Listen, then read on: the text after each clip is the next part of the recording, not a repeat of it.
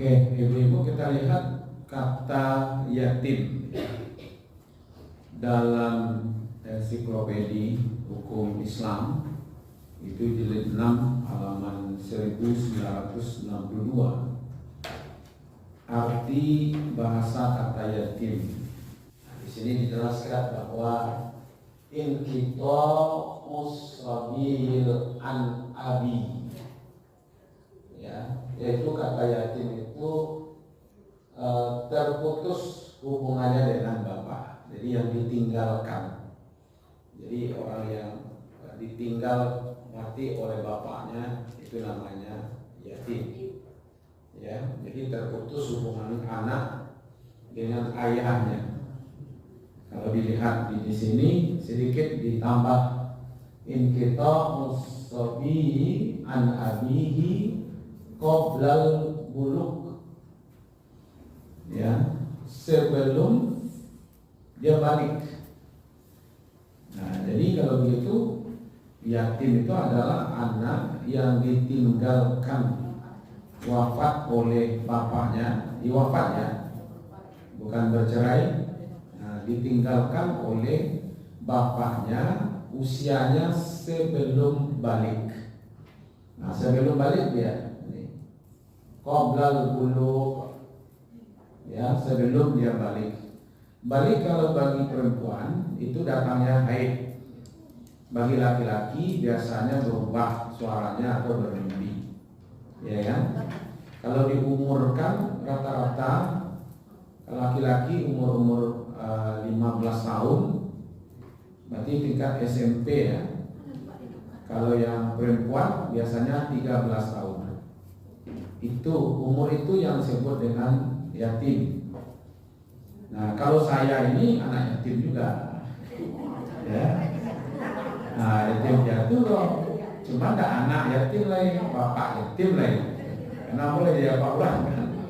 Nah, gitu ya. Nah, jadi kalau dipertanyakan berapa umur anak yatim, gitu ya. Nah, pendapat ulama yatim adalah yang kehilangan ayah saat belum mencapai usia balik, yang ditandai dengan mencapai usia 15 tahun atau mimpi basah bagi laki-laki, haid bagi perempuan. Ya kan? Al-Imam Asy-Syafi'i, yatim adalah seorang yang tidak memiliki ayah sedangkan dia belum balik. Setelah balik maka orang itu tidak disebut yatim. Ya kan? Imam As-Sakasi Al-Hanafi, Imam Hanafi menyatakan ketika seorang itu sudah mimpi basah maka telah keluar dari sifat yatim, berarti masih balik. Dan balik itu ditandai dengan keluarnya mani pada laki-laki dan mendapatkan darah haid pada anak perempuan. Nah, kemudian Al-Marwi mengatakan dalam kitab tafsir Mustafa Al-Marwi membuat pengertian senada dengan itu. Beliau menyatakan anak yatim yaitu anak yang ditinggal mati ayahnya sebelum dewasa. Itu yang disebut yatim. Jadi kalau itu pemahaman status anak yatim itu, ya kan, dia bagian dari meninggalnya orang tuanya, bapaknya. Kalau yang meninggal ibu berarti namanya piatu, gitu ya. Nah, yang dalam ayat ini kan dibicarakan tentang yatim. Nah, lalu apa yang kita lakukan kepada mereka? Di sini ayat, oke, kita lihat di sini.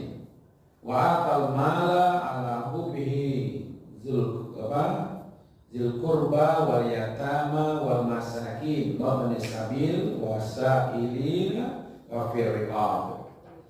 Memberikan harta yang dicintai kepada kerabat dan anak-anak yatim. Nah, kalau yang kemarin itu kita bicara tentang kasih sayang, ya kan? Yang ra'aital ladzi yukadzibu biddin kadzalikal ladzi yad'ul yatim. Ya kan?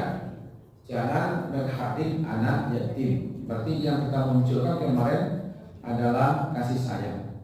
Di dalam surah Al-Baqarah ayat 177 di situ sudah mulai masuk di sini kan, wa atal mala ala hubbihi dan dia berikan harta yang dia cintai, zawil qurba wal yatama, kepada anak-anak yatim. Ya kan? Jadi dulu sebelum Islam datang, anak yatim tak dapat perhatian. Ya kan? Tak ada santunan yang layak gitu. Jadi Islam itu memuliakan anak yatim. Dulu sebelum datang Islam, orang tak peduli pada anak yatim. Jangankan anak yatim kan, kayak anak-anak perempuan kandungnya sendiri saja mereka malu kan. Kalau ada anak dia punya anak perempuan, malu dia. Masa jahiliyah kan. Nah, sekarang Islam datang, ya kan, memberikan kemuliaan sehingga orang yang mencaci, orang yang menghardik, orang yang merendahkan anak-anak yatim itu dianggap bagian dari pendusta agama. Jadi ara'aital ladzi yukadzibu bihim, kok ada ya gitu ya. Jadi kata-kata ara'aita itu kemarin kok ada, heran ambo. Nyo mengaku Islam tapi nyo hadik, nyo caci anak-anak yatim. Nah, dulu saja sebelum datang Islam, ya kan, tidak ada orang yang peduli dengan anak yatim. Akhirnya lah masuknya ke Islam, ternyata masih tidak peduli pada anak yatim. Berarti sama saja betul itu. Nanti maka disebut dengan, tahukah kamu siapa yang mendustakan agama? Nah, gitu, ya kan? Maka di sini ayatnya wala taqrabu malal yatim illa billati hiya ahsan hatta yablugha asyudda. Jangan kamu hampiri, jangan kamu dekati harta anak yatim itu kecuali dengan cara yang baik. Jadi kalau ada anak yatim yang diasuh, maka itu jangan semena-mena memakai harta mereka. Iya kan? Nah, kalau ada orang yang menitip amanah kepada kita untuk mengurus anak yatim, maka jangan semena-mena dengan harta mereka. Ya kan, nanti kalau sudah mereka balik, sudah bisa mengurus hartanya sendiri, maka serahkan harta itu kepada mereka, ya kan? Nah, sekali-kali, ini kan kalla bal tukrimunal yatim. Sekali-kali tidak, artinya sebenarnya kamu tidak memuliakan anak yatim. Dia asuh anak yatim, tapi dia semena-mena dengan hartanya anak-anak yatim itu. Nah, itu tidak dibolehkan, ya kan?